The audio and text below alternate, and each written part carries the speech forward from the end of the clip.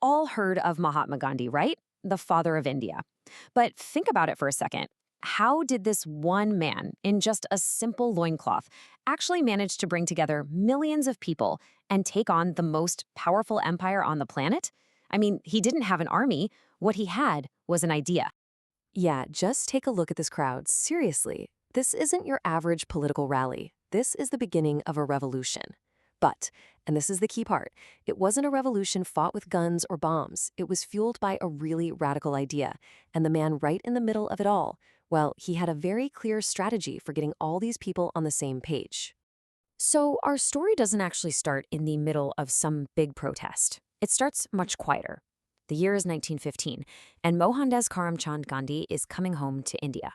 He's been away for 2 whole decades, and he's coming back to a country he barely recognizes, and honestly, a country that doesn't really recognize him yet either. But here's the thing.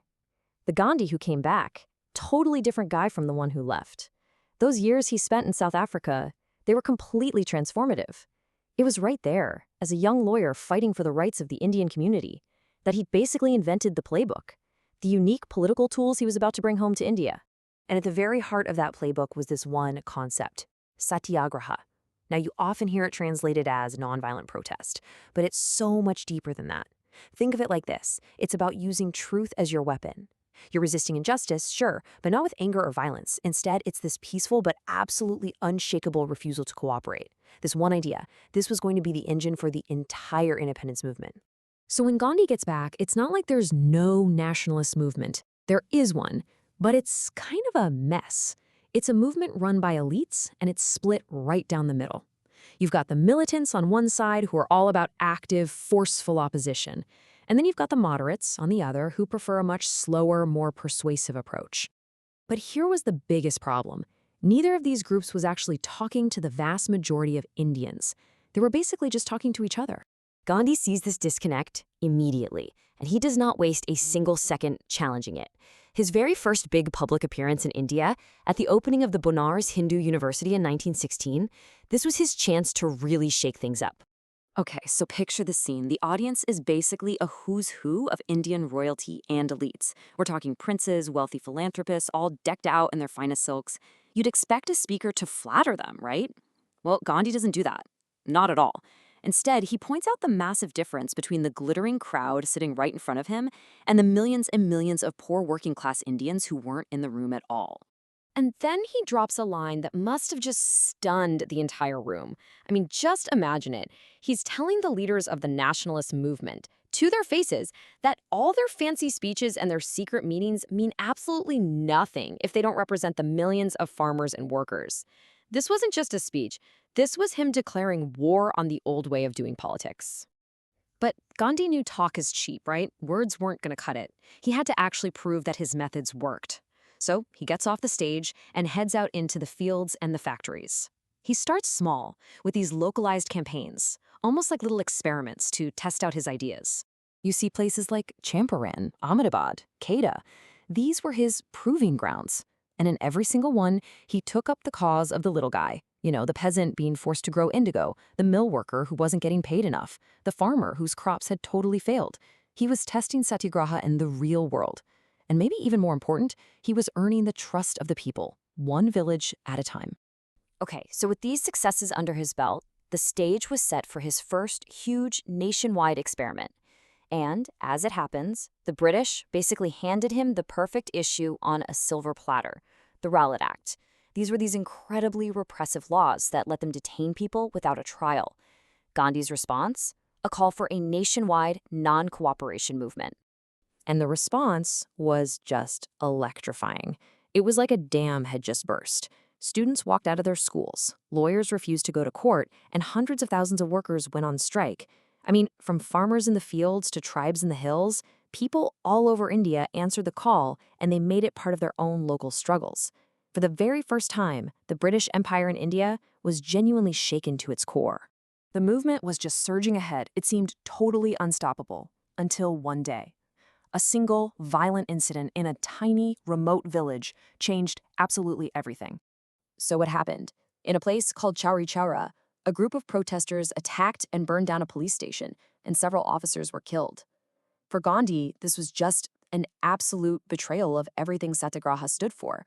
He was convinced that a movement based on nonviolence could never ever succeed if it used violence. So, and this shocked so many of his followers, he called the whole thing off, just like that. Now, you'd think this would be seen as a total failure, right? But something really remarkable happened instead.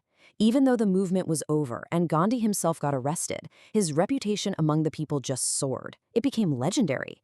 He wasn't just another political leader anymore. He was becoming the Mahatma, the great soul. And just look at the difference here. Other nationalist leaders, they dressed like the elite. But Gandhi, he started wearing the simple loincloth, the same thing worn by the poorest peasant. He wasn't just speaking for them, he was dressing like them, living like them. He even spent part of every single day at the spinning wheel. A simple act, sure, but it turned manual labor into a powerful political statement. And this connection he built was so powerful that these incredible rumors started to spread. Peasants started to believe he had supernatural powers. You'd hear stories about him magically splitting a boiling pot of sugarcane juice, or how terrible things would happen to anyone who dared to oppose him. These stories, they really show you that he was being seen as a savior, almost like a god. So after he gets out of prison, Gandhi kind of steps back and focuses on social work for a few years. But by 1930, he's ready. He's ready to jump back into the political fight. And the way he does it, well, it was a move so simple, yet so brilliant, that it would become the single most defining moment of the entire struggle. Think about it. Of all the unfair British laws he could have targeted, why focus on salt? It's just an everyday seasoning. But this, right here, is where you see the true genius of Gandhi's strategy. It's all about the symbolism. Well, here's why. The British government had a total monopoly on salt.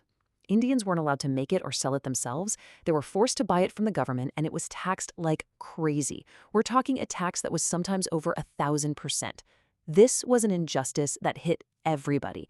It didn't matter if you were rich or poor, Hindu or Muslim. If you ate food, this tax affected you. Gandhi even called it a fourfold curse.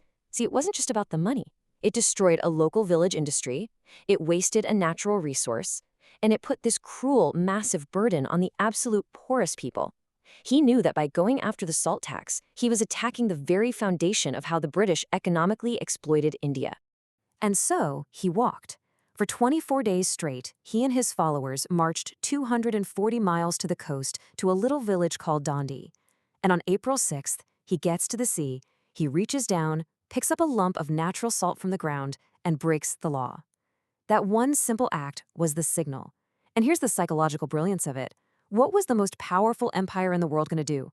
Arrest people for picking up salt? It made the entire regime look not just oppressive, but completely ridiculous. And that, right there, was the master stroke. He took something everybody understood, the salt you put on your food, and he turned it into a powerful symbol of freedom. And in doing that, he united the nation.